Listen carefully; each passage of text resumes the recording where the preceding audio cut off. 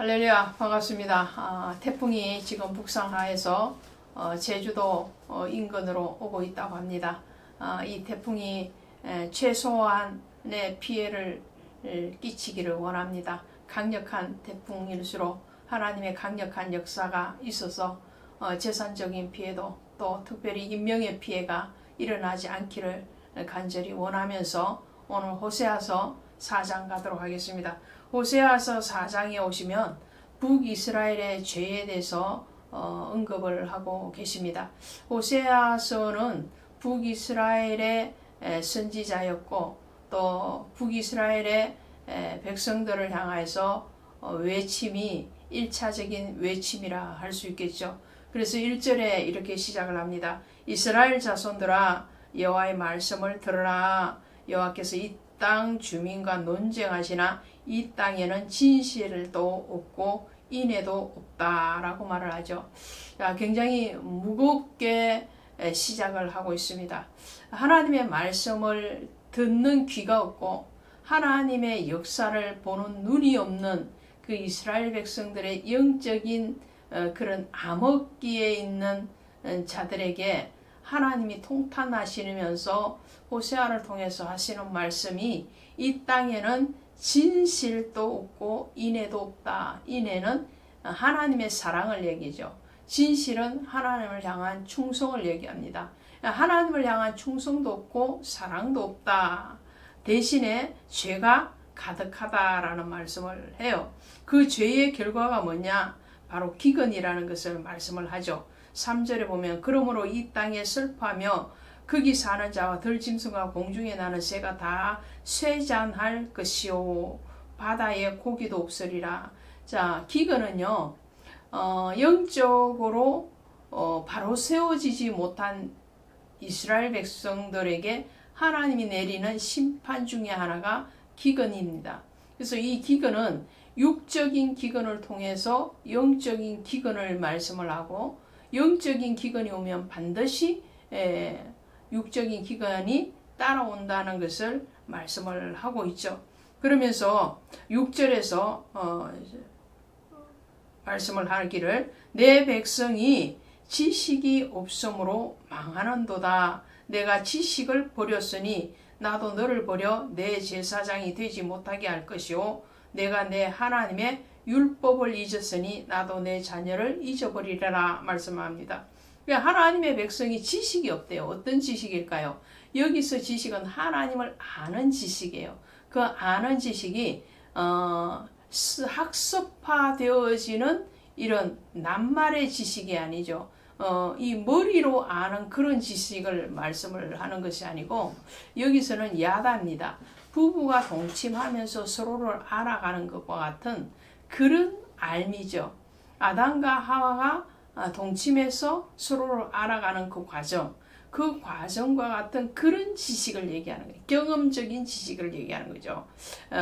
이론적인 지식이 아닌 하나님을 아는 지식은 하나님을 경험하는 그 지식이 없다라는 거예요.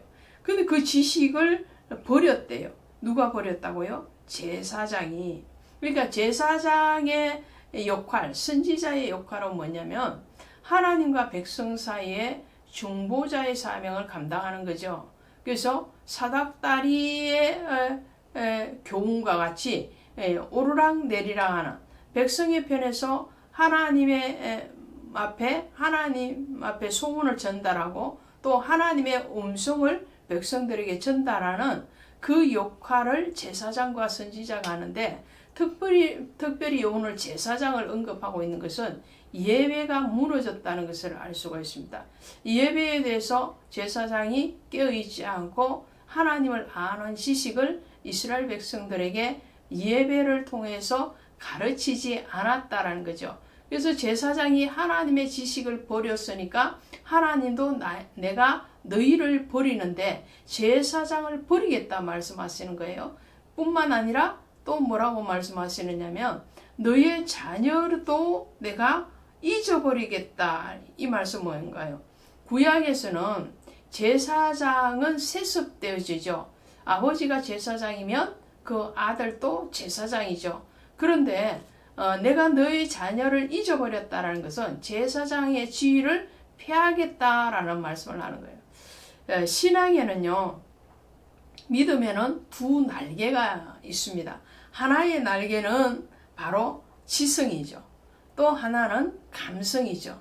이 지성과 감성의 두 날개가 균형을 이루고 잘 날개짓을 해야지 비상할 수 있는 거예요.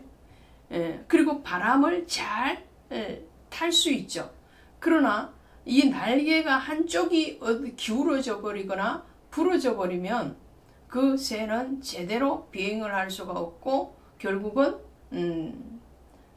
적에게 잡아먹히거나 아니면 날개가 추락해서 죽을 수밖에 없는 것처럼 믿음도 이 지성과 감성의 두 날개의 균형이 깨어져 버리면 그 믿음은 건강한 믿음이라 할 수가 없는 거예요. 어떤 분들은 지적인 믿음만 가지고 있어요. 또 어떤 분은 너무 감성적으로만 뛰어나고 하나님을 아는 지식이 없어요. 그러면 그 신앙은 반드시 치우침의 신앙이 되고 그러다 보면 그 신앙은 잘못된 길로 가게 되는 것을 보게 됩니다. 오늘 하나님은 내 백성이 지식이 없으므로 망하는도다. 그러니까 망하지 않기 위해서는 뭘 해야 되는 거예요? 지식을 가져라 하는 거예요. 지식을 가져라. 그러면서 이렇게 말씀을 하시는 거예요. 9절에 보시니까 장차는 내 백성이나 제사장이나 동일함이라 내가 그들의 행실대로 보라며 그들의 행위대로 갚아주리라. 이게 무슨 말씀이냐면은 에레미야서 5장 31절에 가니까요. 선지자들은 거짓을 예언하고 제사장들은 자기 권력으로 다스리며 백성들은 그것을 좋게 여기나니 그 결국은 어찌 되겠느냐라고 말씀을 하고 있는 거예요.